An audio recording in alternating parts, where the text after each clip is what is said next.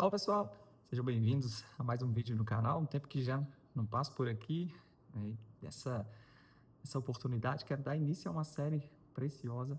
Recebi uma pergunta recentemente no Instagram e acabou inspirando, né, essa série que a partir desse vídeo daremos início. Quais as doutrinas elas são essenciais para a vida cristã, considerando esse tempo que nós vivemos. E eu fui muito tocado e inspirado mesmo a pensar sobre o tema, sobre o assunto, e meu intuito é produzir de alguma forma um conteúdo que vai trazer respostas e inspirá-los, fundamentá-los naquilo que diz respeito à palavra de Deus, à luz do tempo em que vivemos. E pensando nessas doutrinas, uma delas que gostaria de destacar é a doutrina da santificação. Infelizmente, no tempo em que nós estamos vivendo, uma fé verdadeira que vai produzir de fato uma mudança, uma transformação de vida. Quando olhamos para as Escrituras, a doutrina da santificação, o chamado para ser santo, em sua essência, a mudança de vida, de transformação, a mudança de comportamento, isso é um ponto, um aspecto da vida cristã que precisa ser destacado. A Bíblia deixa claro que fomos santificados em Cristo, e essa mensagem para muitos, ela é incômoda, ela é indesejável, ela é inoportuna. Muitas pessoas, na ânsia por entretenimento e encorajamento, não querem a santificação, e por toda a Bíblia a relação entre Deus e o homem, um elemento indispensável nessa relação é a santificação. E a Bíblia deixa claro que fomos santificados em Cristo. A Bíblia, 1 Coríntios, capítulo 1, verso 2, a Bíblia diz: aos santificados em Cristo Jesus, chamados para ser santos. Esse santificado em Cristo diz respeito àquilo que Deus fez em Cristo por nós, a nossa justificação, o perdão dos nossos pecados, na nossa salvação. No próprio capítulo 6 de Corinto, no verso 9, ele fala dos injustos que não herdarão o reino de Deus. Segue-se então uma lista de comportamentos que não têm herança no reino de Deus. Então ele deixa claro no verso 11 que fomos lavados, santificados, fomos justificados em o nome do Senhor Jesus Cristo e no Espírito do vosso Deus. Na carta aos Hebreus, no capítulo 10, no verso 10, a Bíblia também destaca Cristo, a sua entrega no nosso lugar, proporcionou santificação. A Bíblia diz: é nessa vontade que temos sido santificados mediante a oferta do corpo de Jesus Cristo uma vez por todas. Hebreus 13, verso 12 diz que para santificar o povo pelo seu próprio sangue, Cristo sofreu fora da porta. Aos Efésios, no capítulo 5, os versos 25 em diante, Paulo diz que os maridos devem amar as suas esposas como Cristo amou a igreja, para que a santificasse. Cristo se entrega por ela para que a santificasse. Quando a Bíblia fala ou dá essa ênfase na nossa santificação, diz respeito àquilo que a obra salvadora, a graciosa obra de Cristo fez por nós, nos santificando, nos livrando da culpa do pecado, nos purificando. É isso que a palavra santificados significa. Há um chamado para ser santo, e aqui é um aspecto que muitos, infelizmente não conseguem se atentar. Olham para o aspecto legal, aquilo que Deus fez em Cristo por nós, e se esquece que precisa da nossa parte uma resposta em fé àquilo que Deus fez em Cristo por nós, da nossa santificação. Pedro diz, em 1 Pedro capítulo 1, no verso 14, ele diz: como filhos da obediência, não vos amoldeis as paixões que tinhas anteriormente na vossa ignorância, pelo contrário, segundo é santo aquele que vos chamou, tornai-vos também vós mesmos santos em todo o vosso procedimento. O Pedro diz santidade em todo o procedimento, comportamento, em sua essência. Esse chamado para ser santo, essa santificação, essa vida de santidade é mudança de comportamento.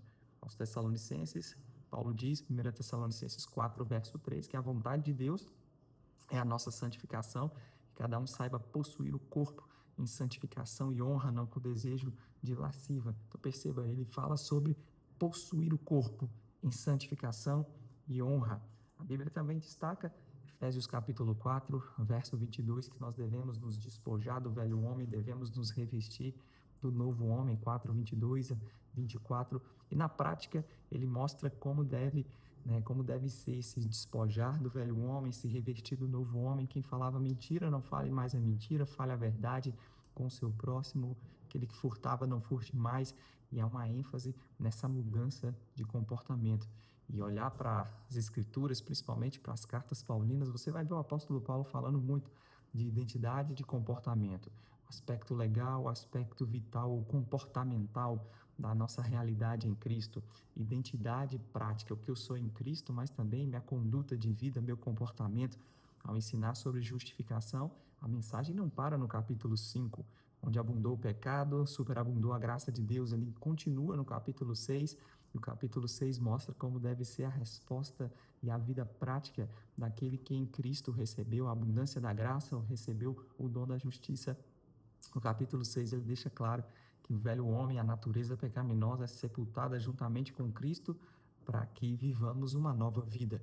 E muitas vezes eu me pergunto ao olhar para a vida e comportamento de alguns crentes, que nova vida é essa se continuamos vivendo nas mesmas práticas, mesmos comportamentos característicos do velho homem? Que nova vida é essa? De fato está disponível a ser vivida essa nova vida, porque Cristo, quando foi sepultado com ele a natureza pecaminosa. A Bíblia reitera a verdade de que não somos mais escravos do pecado. Romanos 6,14, ele diz: o pecado não terá domínio sobre nós, não estamos debaixo da lei, estamos debaixo da graça.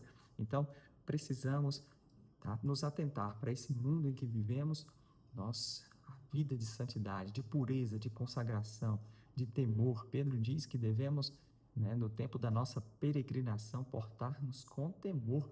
A Bíblia deixa claro, 1 Pedro 1,17, 1 Pedro 2, versos 11 e 12, exorto-vos, Pedro diz, como a peregrinos e forasteiros que sois, a vos absterdes das paixões carnais que fazem guerra contra a vossa alma, mantendo exemplar o vosso procedimento no meio dos gentios, para que naquilo que falam mal contra vós outros, glorifiquem ao Pai ao observar a conduta, o comportamento de vocês. A W. Tozer diz que santos sem a santificação são a tragédia do cristianismo.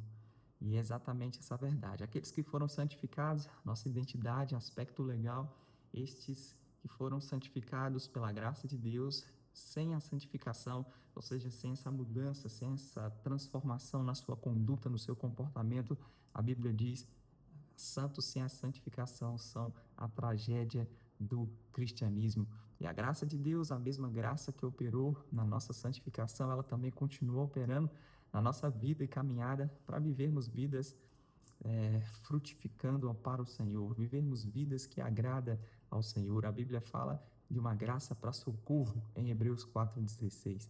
No momento da tentação, Jesus é o sumo sacerdote que se compadece de nós e há uma graça para socorro. A Bíblia deixa claro em Tito 2, verso 12, depois, após afirmar que pela graça, a graça que se manifestou salvadora, Paulo diz a Tito, no verso 12, que essa graça nos educa para que, renegadas as impiedades e as paixões mundanas, vivamos no presente século de forma sensata, justa e piedosa. Então, nos dias em que vivemos, como Pedro diz, tendo a nossa alma justa atormentada pelo procedimento libertino desse mundo sem Cristo, o chamado à santidade, à pureza, a não nos conformarmos com o mundo, a não entrarmos nos padrões desse sistema de valores, de ensino desse sistema, nós transformarmos a nós mesmos pela renovação da nossa mente e vivermos essa nova vida que está disponível a ser vivida. Vou procurar abordar nessa série diversos outros fatores e doutrinas que nós, como cristãos, precisamos